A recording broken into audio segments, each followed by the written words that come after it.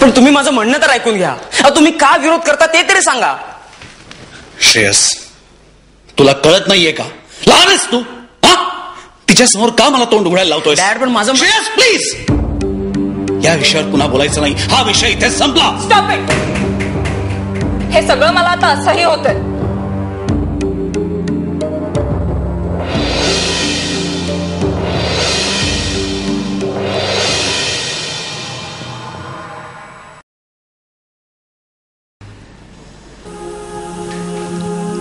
Shreyas, I am sorry.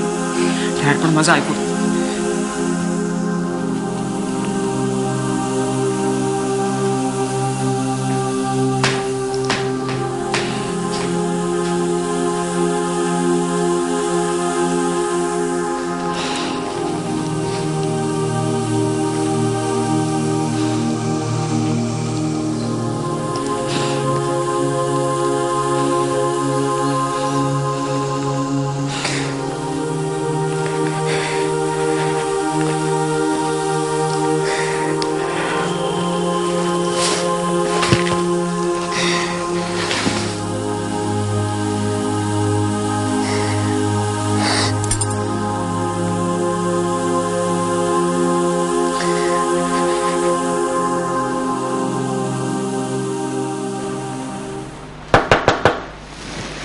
Come in. काय झालं बाबा? तुम्ही मला बोलवून घेतलं? बस.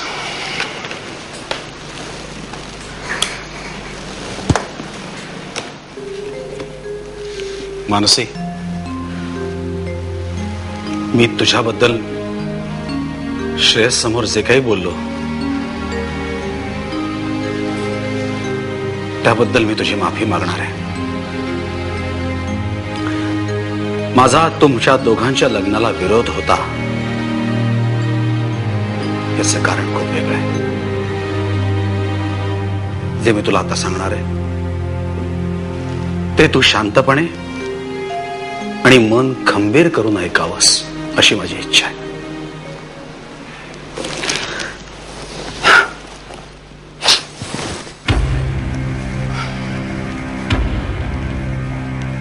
दोन वर्षांपूर्वी श्रेयसचं अपेंडिक्सचं क्रिटिकल ऑपरेशन झालं होतं.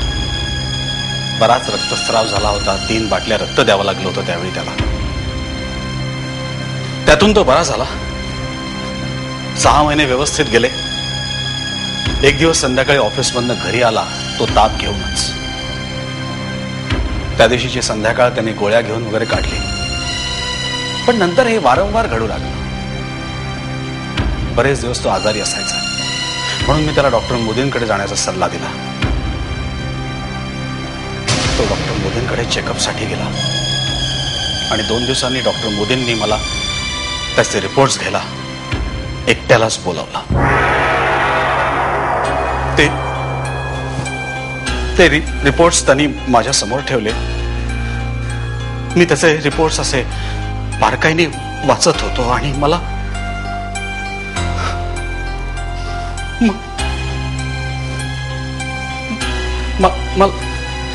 I was shocked. I was shocked at that time. माझा श्रेयस HIV पॉझिटिव्ह आहे असं निदान होतं त्यात.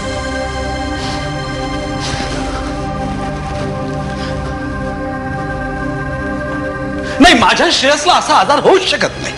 होऊच शकत नाही असा आजार. त्याचा स्वभाव बघता तो असल्या मार्गाला जाऊच शकत नाही त्याची खात्री होती मला आणि अजूनही आहे.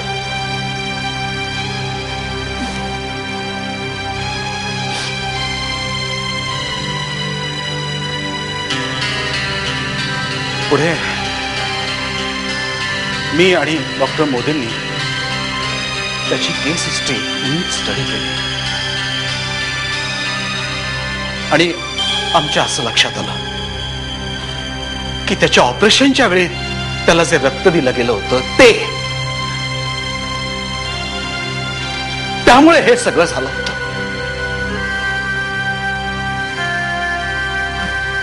आणि बेटा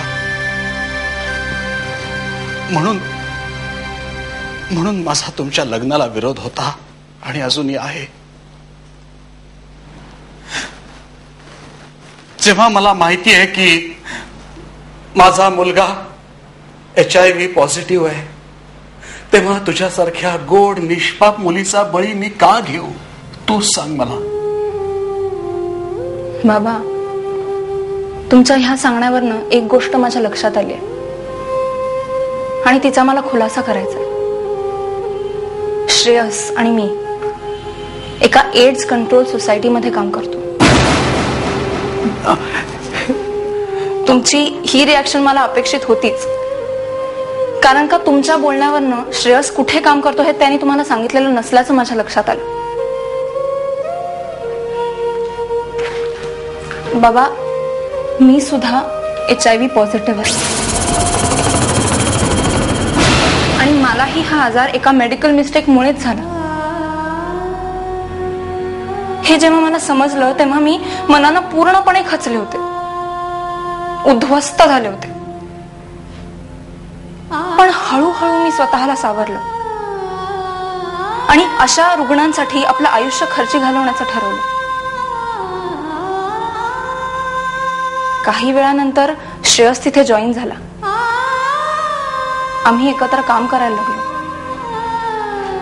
तिथेच आमची मनं जुळली आणि भविष्यात मुलाला जन्म न देण्याचं आम्ही ठरवलं. आमची नॉर्मल आयुष्य जगण्याची, संसार करण्याची इच्छा तर उद्ध्वस्त झाली होती, पण एक स्वप्नवत वाटणारा संसार तर आम्ही उभा करू शकतो.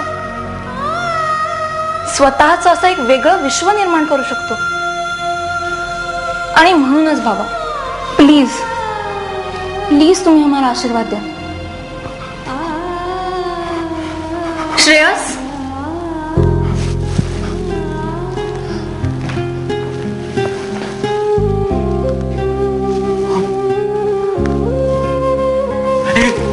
काय करताय? सॉरी.